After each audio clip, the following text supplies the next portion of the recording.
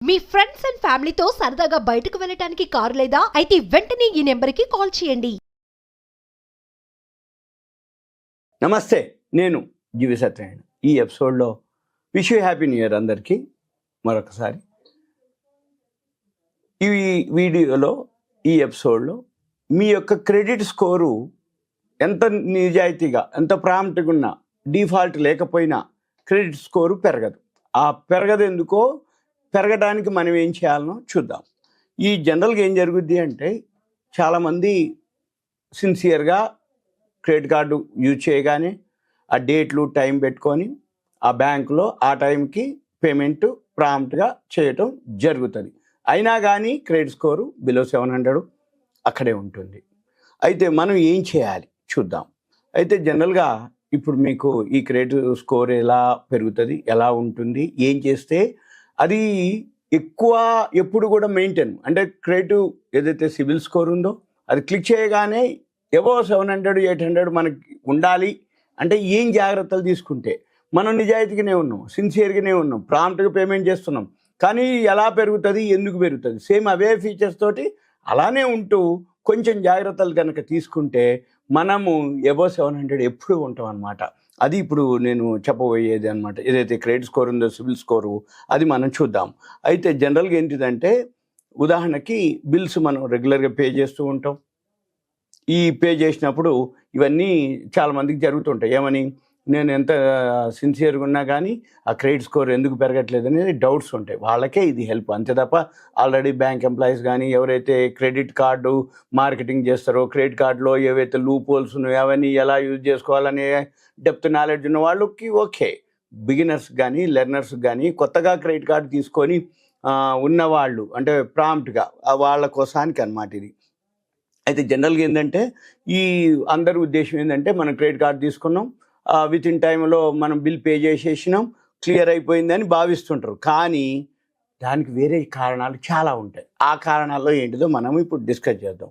అయితే జనరల్గా ఏంటి అంటే, క్రెడిట్ స్కోరు పెరగకపోవటానికి కారణం ఏంటంటే, ఈ ఏదైతే మనము యూజ్ చేసేటటువంటి ఈ క్రెడిట్ కార్డు ఏదైతే ఉందో ఆ క్రెడిట్ కార్డు ఎప్పటికప్పుడు బిల్లు పే చేసినా కానీ ఉండదు. అయితే మనం ఏం చేయాలి అంటే, ఈ క్రెడిట్ కార్డు పరిమితి ఏదైతే ఉందో దాన్ని మనము ఎప్పుడైనా కానీ 30% కంటే ఎబో వాడకుండా కనుక ఉండగలిగితే మీకు క్రెడిట్ స్కోర్ పెరుగుతుంది. ఇవన్నీ నేను ఏవైతే చెప్తున్నా మీరు ఒకసారి ట్రై చేయండి. ట్రై చేసి తర్వాత క్రెడిట్ స్కోర్ పెరిగింది అనుకోండి, మీకు ఐడియా వచ్చేస్తుంది.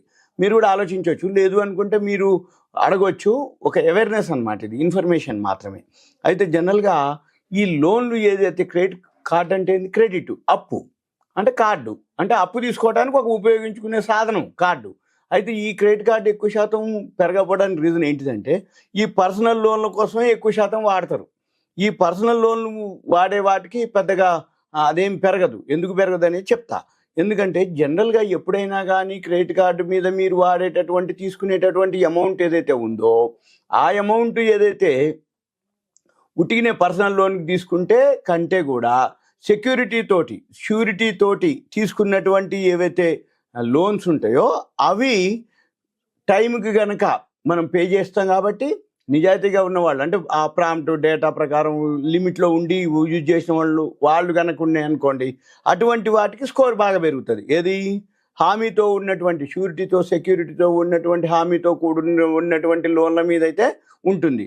అయితే అందుకని అప్పుడు ఒకటి రీజన్. అయితే పర్సనల్ లోన్ల మీద ఎక్కువ పెరగదు, కానీ షూరిటీలు వాటి మీద ఉన్న వాటికి స్కోర్ తొందరగా పెరుగుతుంది. రెండోది, అయితే ఇప్పుడు కొంతమంది ఏం చేస్తారంటే, పని ఉన్నా లేకున్నా అవసరం లేకున్నా క్రెడిట్ కార్డు ఉంది కదా అని షాపింగ్ చేయటం, తర్వాత అనవసరంగా కొన్నా అనటం, ఇవన్నిటికంటే కూడా మనం అవి కూడా తగ్గిస్తాయి స్కోర్ని. మనం ఏం చేయాలి, అవసరం ఉన్న మేరకే ఉంది కదా క్రెడిట్ కార్డు కదా అని మనం యూజ్ చేయకుండా ఒక 30% వరకు, అంటే అవసరమైన మేరకే వాడుకుంటూ అది కూడా 30% వరకు వాడుకున్నారు అనుకోండి, అప్పుడు మనకి క్రెడిట్ కార్డులో సిబిల్ స్కోర్ పెరిగే అవకాశాలు ఉంటాయి.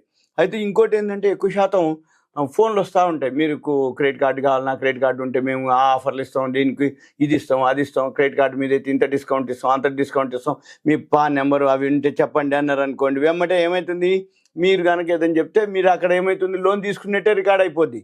కాబట్టి మనం ఏం చేయాలి, వాళ్ళు ఫస్ట్ చూసేది మీది ఏదైనా చెప్పినప్పుడు ఓకే అని మనం అనగానే మన సిబిల్ స్కోరే చూస్తారు వాళ్ళు, దాన్ని బట్టే మనకి ఉంటుందన్నమాట. అయితే మళ్ళీ వీటితో పాటు కొన్ని అక్కడ ఏం జరుగుతాయంటే ఒకసారి ఆ క్రెడిట్ కార్డులో కూడా కొన్ని అంటే స్కోర్ పెరగకపోవడానికి ఒక్కోసారి మన డీటెయిల్స్ ఏవైతే ఉన్నాయో మనం తీసుకున్నటువంటి లోన్స్ కానీ ఏవైతే వాటికి సంబంధించిన ఇన్ఫర్మేషన్ ఒక్కోసారి అక్కడ ఉండదు అన్నట్టు.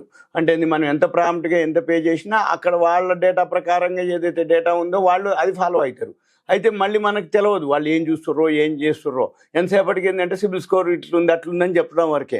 అటువంటిప్పుడు ఏంటిదంటే మనం కొంచెం ఈ క్రెడిట్ చూసుకోవాలన్నట్టు. అంటే మనం ఎటువంటివి అంటే ఏంది పర్సనల్ లోన్లకు కాకుండా షూరిటీ అట్లాంటి వాటి మీద కానీ, రెండోది ఏవైతే అవసరమైనప్పుడే తీసుకోవటం 30% వరకు తీసుకోవటం, ఇవన్నీ ఉన్నాయనుకోండి ఆటోమేటిక్గా మన యొక్క పెరుగుతూ ఉంటుంది. తర్వాత కొద్దిమంది ఏంటిదంటే లోన్ తీసుకోరు క్రెడిట్ కార్డు, కానీ మన వాళ్ళకి ఇస్తారు. అంటే మన రిలేటివ్స్కో ఫ్రెండ్స్కో ఎవరికో మన క్రెడిట్ కార్డుని యూజ్ చేసుకోవడానికి ఇస్తారు. ఏమని ఇస్తారు, నీది క్రెడిట్ కార్డు ఉంది కదా నేను నెక్స్ట్ మంత్ ఇస్తా అన్నయ్యనో బావానో అక్కనో వదినానో అని అంటారు. ఇక మనోళ్ళే కదా ఏమవుతుందిలే అని మనం ఏం చేస్తాం, మన క్రెడిట్ కార్డు వాళ్ళకి ఇచ్చేస్తాం. ఇచ్చేసి ఏం చేస్తారు, దాని మీద ఉంటుంది. ఆ టైంకి వాళ్ళు ఇవ్వలేదనుకోండి, ఉదాహరణకి ఇచ్చిర్రే అనుకోండి, ఓకే. ఇవ్వలేదు అనుకోండి, మనం పే చేయాలి కదా. మరి ఒకవేళ అక్కడ ఇర్రెగ్యులర్ అయిపోయో డిఫాల్ట్ అయిన అనుకోండి, నీ క్రెడిట్ స్కోర్ పోద్ది. అతను మన వాళ్ళే, తర్వాత ఇవ్వచ్చు ఇవ్వకపోవచ్చు, అడ్జస్ట్మెంట్ ఉండొచ్చు, ఏదన్నా జరగవచ్చు. కానీ ఇటువంటివన్నీ కూడా మనము స్కోరు మన కార్డు కాబట్టి మనం ఇన్నే పడుతుంది అది. అయితే మనం ఏం చేయాలి అటువంటిప్పుడు, కొంచెం ఇక లేదు అనుకుంటే ఇక ఆ జాగ్రత్తలు ఏవైతున్నాయో మనమే తీసుకోవాలి. ఇంకా మనం ఏం చేయాలి, మెయిన్ ఏం చేయొద్దు, రుణం ఏదైతే లోన్ తీసుకుంటామో దాన్ని తగ్గించుకునే ప్రయత్నం చేయాలి. ఒకటి అవసరమైతేనే దాన్ని వాడుకునే ప్రయత్నం చేయాలి. ఇక మూడోది మన క్రెడిట్ కార్డు ఉంది కదా అని చెప్పేసి ఫ్రెండ్స్ రిలేటివ్స్కి అందరికి చెప్పేసి ఇగో నువ్వు కావాలంటే నెల ఉంటుంది మనం వాడుకోవచ్చు తీసుకోవచ్చు అన్నావు అనుకో, వాడికి అవసరం ఉన్నా లేకపోయినా అవసరం అయ్యి రియల్గా అవసరం ఉంటే ఓకే. నేను కాకుండా కూడా మన వాళ్ళు చాలామంది మా వాళ్ళు చాలామంది అవి ఇవ్వటం, తర్వాత వాడిని బతిలాడితే పైసలు ఇవ్వకపోవటం, ఈ లోపల ఈయన పేమెంట్ చేయటం, లేకపోతే ఈయన అకౌంట్ డెబిట్ అయిపోవటం, ఈయన అకౌంట్ అయిపోయినాక ఫ్రెండ్షిప్ రిలేషన్షిప్ గొడవలకి కారణాలు, ఈ రీజన్స్ ఇవన్నీ చాలా మీకు అనుభవించి ఉన్నోళ్ళు ఉంటారు. సరే నేను కూడా చెప్తున్నా కానీ జాగ్రత్త, అట్లేం లేదు. అట్లని మన ఇంట్లో వాళ్ళకి ఇవ్వకూడదు అనేది లేదు. మన క్రెడిట్ కార్డు అంటేనే అవసరాలకు ఇచ్చేది క్రెడిట్ కార్డు. మన ఇంట్లో వాళ్ళకి ఉపయోగపడకపోతే ఇంకా క్రెడిట్ కార్డు ఎందుకులే అంటాం. కరెక్టే, అవన్నీ చెప్పడానికి బాగానే ఉంటాయి. కానీ మనం కూడా చూడాలి, డిఫాల్ట్గా అయినాం అనుకోండి, లేదు మనం అడ్జస్ట్ చేసుకోగలిగితే ఓకే. ఇది అనమాట. ఇంకోటి ఏంటంటే సపోజ్ మీకు ఎప్పటి నుంచో క్రెడిట్ కార్డు ఉంది, యూజ్ చేసినా చేయకపోయినా దాన్ని క్లోజ్ చేయొద్దు. ఎందుకోసం అంటే మీకు గుడ్ విల్ బ్రాండ్ రెప్యుటేషన్ ఏదైతే ఉందో అది కంటిన్యూ ఉండాలి. అట్లా మనం క్రెడిట్ కార్డుని రద్దు చేసుకోకుండా రైట్. ఇంకోటి ఏంటంటే అప్పుడప్పుడు ఒకసారి ఏడాదికో 6 నెలలకు ఒకసారి మన క్రెడిట్ స్కోర్ ఎంత ఉంది ఏంటిది అనేది మనం చెక్ చేసుకోవాలి. చేసుకుంటే ఏంటంటే ఒకవేళ క్రెడిట్ స్కోర్లో ఏమన్నా కొంచెం అటు ఇటు ఉంది అనుకోండి, అక్కడ ఏం జరుగుతుందో చూసుకొని జాగ్రత్తలు కనుక తీసుకుంటే ఎప్పుడు కూడా మన క్రెడిట్ స్కోర్ మెయింటైన్ అవుతుంటుంది. మనకి ఏదైనా అవసరమైనప్పుడు క్రెడిట్ కార్డుని వాడుకోవటం అనేది ఉత్తమం. దాని లాభాలు ఎంత ఉన్నాయో మనం ఉపయోగించుకోకపోతే దాంతో వచ్చే నష్టాలు కూడా అలానే ఉంటాయి. ఇది మీకంతా awareness, education, information, knowledge purpose మాత్రమే. ఇంకా ఏమైనా ఉంటే మీరు దయచేసి కాల్ చేయొద్దు. మీ పేరు, ఏరియా, వాట్సాప్ మెసేజ్ పెడితే వీళ్ళు చూసుకొని రిప్లై ఇవ్వడానికి ట్రై చేస్తాను. Thank you. సుమన్ టీవీ ప్రేక్షకులకు ధన్యవాదాలు.